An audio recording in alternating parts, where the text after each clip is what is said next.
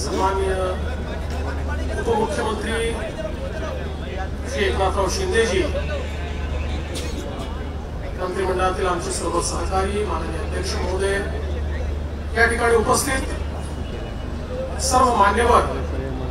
आणि उपस्थित भगिनी आणि बंधूंनो, मी अमृता फडणवीस आणि दिव्येश फाउंडेशन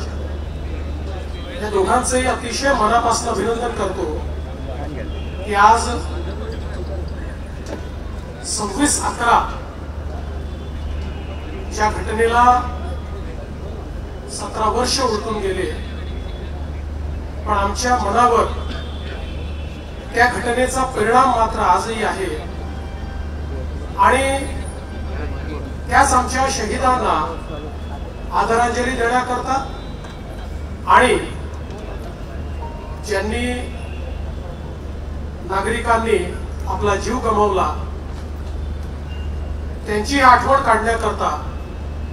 हा कार्यक्रम या ठिकाणी आयोजित केला। आणि सोबतच आपल्याला कल्पना आहे की पहलगाम मध्ये देखील जे आमच्या निष्पाप नागरिकांना मारण्यात आलं आणि त्यातून ज्या प्रकारे पुन्हा एकदा आमच्याकडे आतंकवाद वाढवण्याचा प्रयत्न झाला, या सगळ्या गोष्टी आपल्या लक्षात राहिल्या पाहिजे। मुंबईकर असो किंवा प्रत्येक भारतीय नागरिक असो, हा नेहमी सजग असला पाहिजे, अलर्ट असला पाहिजे आणि म्हणूनच हा कार्यक्रम या ठिकाणी आयोजित केला है। अब सभी लोग जानते हैं कि हमला ताज और ट्राइडेंट पे नहीं था। जिस प्रकार से 9/11 का हमला ये ट्विन टावर्स पर किया गया, ये बताने के लिए कि अमेरिका का might, the might of America was in the twin towers, और इसीलिए ट्विन टावर पर हमला करके एक प्रकार से अमेरिका के सार्वभौमता को, उसके ऊपर एक चुनौती दी गई। उसी प्रकार से ताज या ट्राइडेंट ये केवल होटल नहीं थे, यहाँ पर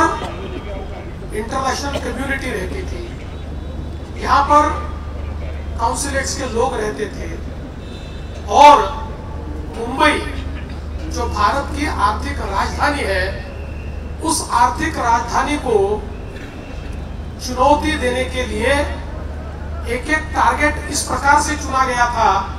कि जिससे दुनिया को यह बताया जाए कि हाँ, हमने भारत पर हमला किया है। यह हमला मुंबई पर नहीं था, यह होटल पर नहीं था, यह हमला भारत की सार्वभौमता पर था। यह हमला एक हमको चुनौती थी उस समय। इस हमले के बाद अगर उस चुनौती को हम समझ लेते और शायद उस समय ऑपरेशन सिंदूर जैसी हिम्मत हम दिखाते, तो आज हमारे ऊपर हमला करने की हिम्मत कोई नहीं करता। लेकिन उस समय हम लोगों ने वो हिम्मत नहीं दिखाई, पर पहलगाम में जब हमारे बहनों का सिंदूर पोंछने की नापाक कोशिश की गई, तो उसके बाद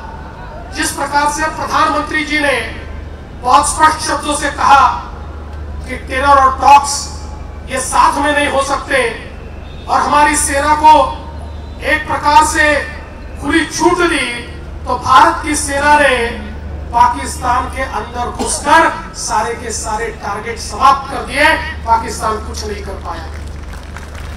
और एक प्रकार से ऑपरेशन सिंदूर के माध्यम से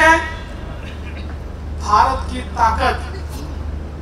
भारत की क्षमता ये दुनिया ने देखी, और आज दुनिया ये मानती है कि भारत एक बदला हुआ देश है, भारत एक मजबूत देश है। लेकिन ये लड़ाई समाप्त नहीं हुई, क्योंकि अब पाकिस्तान जैसा देश ये जानता है कि सीधी लड़ाई में भारत को हम पराजित नहीं कर सकते, इसलिए एक छद्म युद्ध, एक सूडो इस प्रकार का युद्ध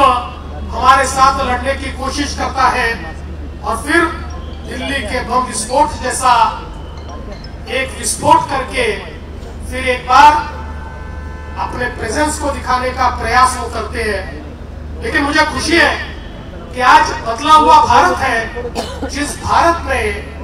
पहले भी इन चीजों को भागकर जिस प्रकार से ऑपरेशन किए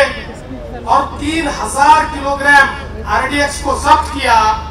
वरना इनके इरादे तो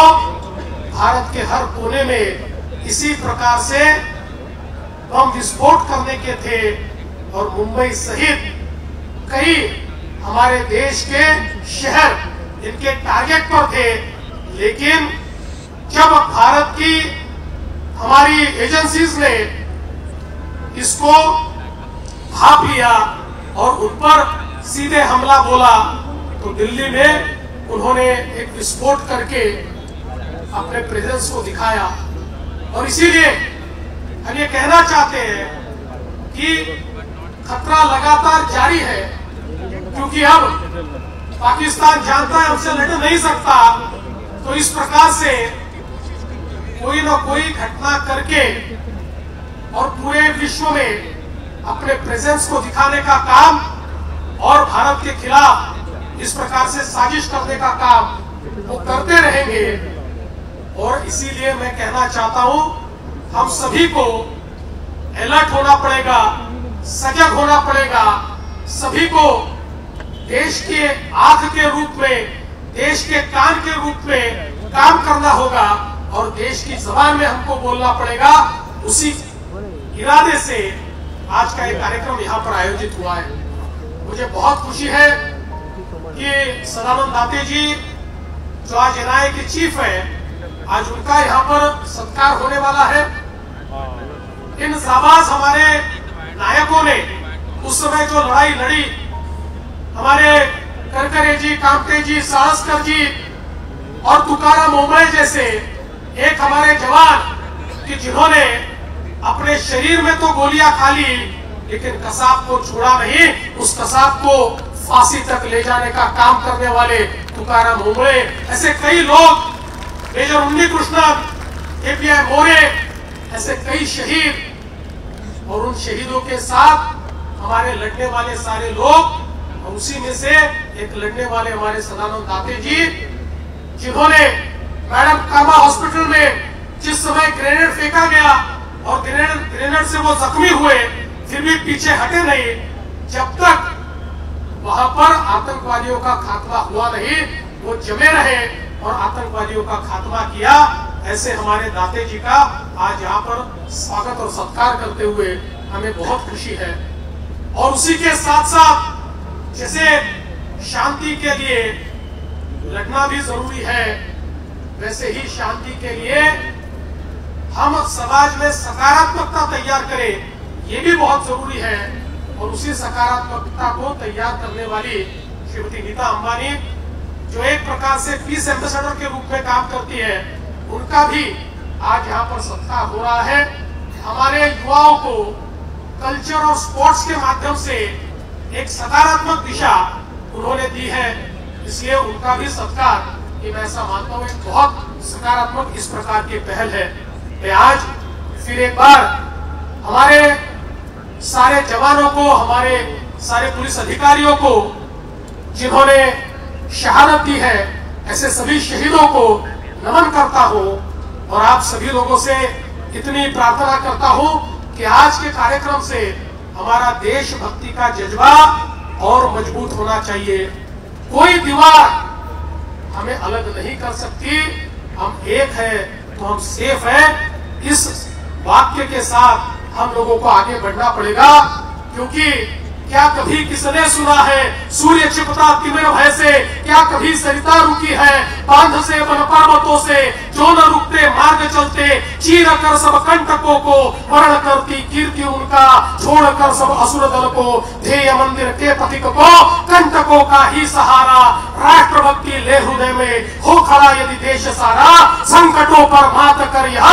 राष्ट्र विजयी हो हमारा। इस विजय की संकल्पना के साथ हम लोग अपने अपने घर जाए, यही निवेदन करता हूँ। फिर एक बार दिव्येश का बहुत बहुत अभिनंदन करता हूँ और अपने शब्दों को विराम देता हूँ। जय हिंद, जय महाराष्ट्र,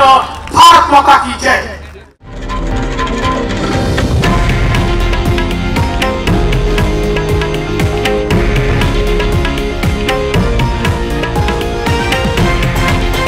हे आहे देशातील नंबर 1 न्यूज नेटवर्क आणि आपण पाहत आहात TV9 मराठी, एकमेव।